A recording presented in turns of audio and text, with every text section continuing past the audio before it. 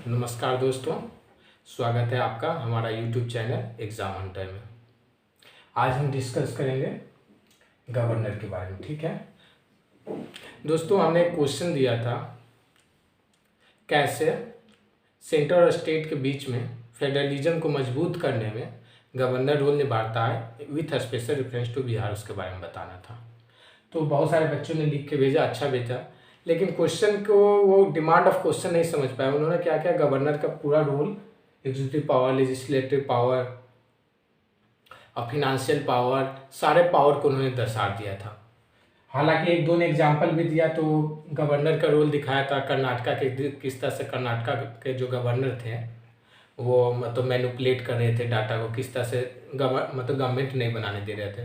तो यहाँ पर क्वेश्चन है फेडरलिज्म का काम कैसे करता है वो बिहार के, तो हमें दूसरे स्टेट को तो इसमें दिखाना नहीं चाहिए था। सेकेंड पॉइंट है कि आप बिहार में जो जो घटनाएं घटी है गवर्नर से संबंधित, आप उसको दर्शाएं तो आपको ज़्यादा मार्क्स आप स्कोर कर सकते हैं। आप समझ गए हमने क्या बात कहा। तो गवर्नर का रोल आपको बिहार के संदर्भ में दर्शाना है। कोशिश करें मैक्सिमम एग्जाम्पल पुट करने का। गवर्नर, इसमें आप गवर्नर का नाम याद रखें, 2-4 गवर्नर जो कि इशू में रहे हैं, कुछ पॉलिसी याद रखें, कमिटी का नाम याद रखें, क्योंकि एक तरह से फैक्चुअल प्लस विथ एग्जाम्पल का ये क्वेश्चन है। ठीक है, चलिए अब स्टार्ट करते हैं लिखना कैसे। तो आप जब भी गवर्नर सेंटर स्टेट का यूज करेंगे तो दो कमिटी का नाम कभी मत भूलिए, एक सरकारिया कमीशन और दूसरा पंछी कमीशन। सरकारिया कमीशन 1987, पंछी कमीशन 2007। हालांकि इसमें पीटी से भी क्वेश्चन खूब बनता है, याद ही होगा जो दिए होंगे, सरकारिया कमीशन और पंछी कमीशन। तो सरकारिया कमीशन ही बोला था सेंटर स्टेट रिलेशन के बारे में, कि सेंटर कितना पावर यूज कर सकता है, स्टेट कितना पावर यूज कर सकता है, गवर्नर का क्या रोल है। तो आप इससे शुरुआत करते हैं अकॉर्डिंग टू सरकारिया कमीशन, और फिर किस आर्टिकल के, आर्टिकल 164 के तहत गवर्नर आते हैं, उसका क्या रोल है, थोड़ा सा इंट्रोडक्शन दे दीजिए। ठीक है, अब आइए कि कैसे क्वेश्चन को लिखना है। आप स्टार्ट कीजिए, फेडरलिज्म को कैसे मजबूत करता है, कैसे ब्रिज का काम करता है। तो इसका आप एग्जाम्पल से स्टार्ट कर सकते हैं। एग्जाम्पल आपको याद होगा बूटा सिंह गवर्नमेंट, बूटा सिंह 2005 का केस, 4-5। तो बूटा सिंह उस समय गवर्नर थे। ठीक है, तो बूटा सिंह जब गवर्नर थे उस समय, तो वो कैसे, मतलब एक सिचुएशन ऐसा आ गया था ना कि गवर्नर बहुत बड़ा रोल निभा रहे थे। गवर्नर का रोल उस समय दो पार्ट आता है, एक कॉन्स्टिट्यूशनल आता है, मतलब वो कॉन्स्टिट्यूशन के अनुसार कैसे काम कर सकते हैं, दूसरा होता है अपने डिस्क्रिशनरी के अनुसार। तो जब भी इमरजेंसी जैसा सिचुएशन आता है ना, तो उसमें डिस्क्रिशनरी रोल बढ़ जाता है गवर्नर का। कौन सा रोल? तो अपने मन के अनुसार डिसीजन लेना।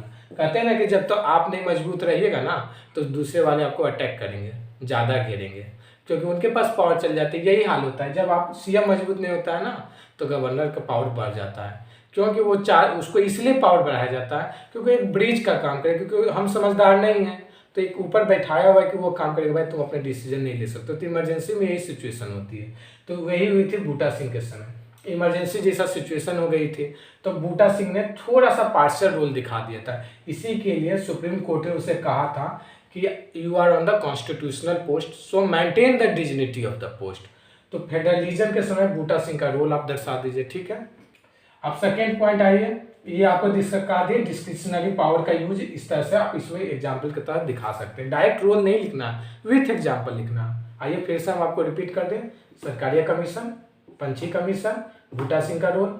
फिर आपको देखिए, हम अभी कौन है president, who is the president of India? Ramnath Kovind. पता है रामनाथ कोविंद जब प्रेसिडेंट थे बनने से पहले किस राज्य के गवर्नर थे? वो कोई और नहीं, वो बिहार राज्य था। तो इसीलिए रामनाथ कोविंद के बारे में आप जरूर दर्शाइए। रामनाथ कोविंद के बारे में, रामनाथ कोविंद जब थे उसमें महागठबंधन की सरकार थी और सेंटर में बीजेपी की एनडीए गवर्नमेंट थी, और उस समय नीतीश कुमार आरजेडी प्लस जदयू। तो उसमें दिखाए during the Ramnath Kovind, when the Ramnath Kovind was governor, जब रामनाथ कोविंद गवर्नर थे तो उस समय ने एग्जीक्यूटिव पावर को कैसे इंप्लीमेंट किया था, किस तरह से उन्होंने गवर्नमेंट प्रोग्राम, जो पॉलिसी थी उसमें स्वच्छ भारत अभियान जो जोरों से चलने की बात चल रही थी, तो उस समय किस तरह से उन्होंने स्वच्छ भारत अभियान को बिहार में इम्प्लीमेंट किया था और फेडरलिज्म को स्ट्रॉन्ग किया था, फिनेंशियल पावर को किस तरह से उन्होंने हैंडल किया था। पंचायती राज में उन्होंने एलोकेशन के लिए कहा था कि इतना फंड जाना चाहिए क्योंकि गाँव के विकास जरूरी है। तो वो उस समय रामनाथ कोविंद ने पंचायती पर बहुत ध्यान दिया था। ठीक है, तो रामनाथ कोविंद के बारे में दर्शन कीजिए, मतलब डिस्कस कीजिए, उसी तरह उनका एग्जीक्यूटिव पावर को भी दर्शा दीजिए। ठीक है, फिर आइए आप सत्यपाल मलिक, जो कि one of the famous governor of Bihar. तो सत्यपाल मलिक के क्या किए थे, तो उस समय आप आ जाइए फिर से पंछी कमीशन। सत्यपाल मलिक ने यूनिवर्सिटी के लिए काम किया था। कहा जाता है यूनिवर्सिटी का चांसलर कौन होता है, who is the chancellor of university, बताइए, गवर्नर। तो सत्यपाल मलिक ने जो गवर्नर थे वो यूनिवर्सिटी के लिए बहुत अच्छा रोल निभाया था। क्या निभाया था, तो उसमें आप दिखा दीजिए एजुकेशन संबंधित गवर्नर का रोल, और सत्यपाल मलिक का एग्जाम्पल डालिएगा, और उसमें दिखाइए उन्होंने 2 काम किया था। पहला, अभी देखते हैं ना बीएड का जो अभी एग्जाम होता है, देखते होंगे पहले एक एग्जाम होता है, उस एग्जाम के बाद सबके सीट अलॉट होती है। पहले क्या होती थी, बहुत सारे प्राइवेट कॉलेज कैसे करते हैं, थोड़ा थोड़ा कोई यहाँ वहाँ बहुत भर गए थे, अपने से एडमिशन ले रहे थे। तो सत्यपाल मलिक ने इसको नीतीश गवर्नमेंट को स्पेशली कह के रोक लगवाया था कि एजुकेशन सुधार की बिहार में बहुत जरूरत है, स्पेशली हायर एजुकेशन के लिए। और उस समय उन्होंने अपने लेजिस्लेटिव पावर का यूज किया था, और अपने डिस्क्रिशनरी पावर को भी। ठीक है, और पावर के यूज करने के लिए उन्होंने कहा था बीएड के लिए एक एग्जाम होगा, उसी के तहत सीट बटेंगे, प्राइवेट कॉलेज की मनमानी नहीं चलेगी। तो इसके एग्जाम्पल को आप डालिएगा, लंबा नहीं, एक पॉइंट में डाल दीजिएगा। ठीक है, उन्होंने बीएड का एग्जाम करवाया, जो कि अभी तक चल रही है। सेकेंड पॉइंट, उन्होंने क्या, सारे कॉलेज में आप देखिएगा समय थंबप्रिंट चलती है कि आप प्रोफेसर सब पक्का आएंगे, और उनके हर हाल में 4 से 5 घंटे उनको कॉलेज में बिताना है, और उनकी अटेंडेंस मतलब कि गवर्नर को पर डे रिपोर्ट होती है। तो ये एजुकेशन रिफॉर्म लाए थे सत्यपाल मलिक। ठीक है, फिर आप याद कीजिए महागठबंधन पॉलिटिक्स जब खूब चले, तो उस समय गवर्नर के रोल ने बहुत अच्छा ब्रिज का काम किया था सेंटर स्टेट, क्योंकि दोनों अपोजिशन में थे, यहाँ अलग प्रकार की सरकार थी, वहाँ अलग सरकार थी। तो उस समय ब्रिज बनाना बहुत ही दिक्कत होती है।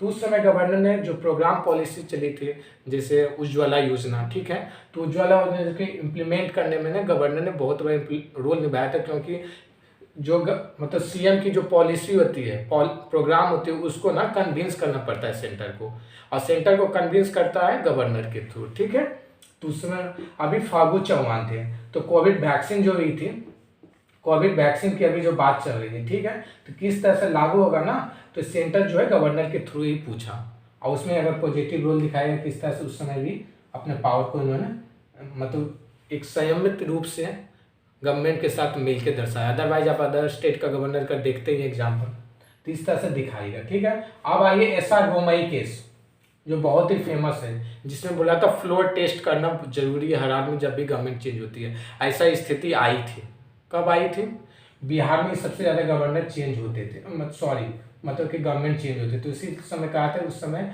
गवर्नर का रोल भी बहुत इंपॉर्टेंट रहेगा, क्योंकि गवर्नर ही डिसीजन करेगा, इसका डिस्क्रिशनरी पावर यूज कीजिएगा, SR बोमई केस का नाम दीजिएगा।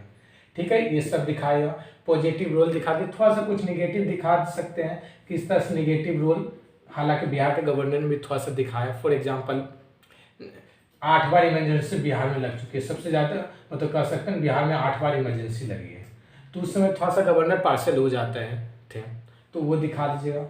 इसके नीचे आप देख सकते हैं कि बिहार में एक समय आए थे, महागठबंधन पॉलिटिक्स टूटने लगी थी, तो कहा जाता था ना गवर्नर के पास जब लेके गए थे लिस्ट सरकार बनाने के लिए सबसे लार्जेस्ट पार्टी, तो वो स्कैप कर दिए थे, वो मिलने से मना कर दिए थे, कहते ही इज इल, वो बीमार है अभी, तो निगेटिव दर्शाएगा, जबकि गवर्नर को मिलना चाहिए तो उन्हें टाइम देना चाहिए।